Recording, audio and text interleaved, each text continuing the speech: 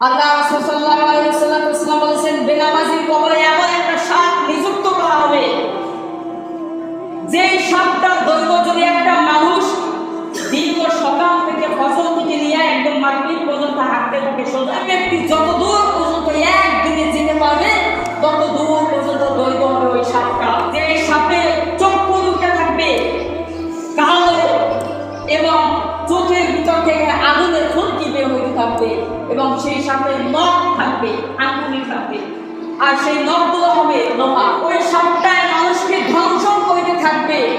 এক একটা ধ্বংসন যখন এক একটা ঠোকর দিবে, ওই ধ্বংসনের সাথে সাথে বেনামাজি বান্দা, আল্লাহ রাসূল সাল্লাল্লাহু আলাইহি ওয়াসাল্লাম বর্ণনা করেছেন যে 70 হাত পর্যন্ত মাটির নিচে ঢুকিয়া যাবে। নাউজুবিল্লাহ।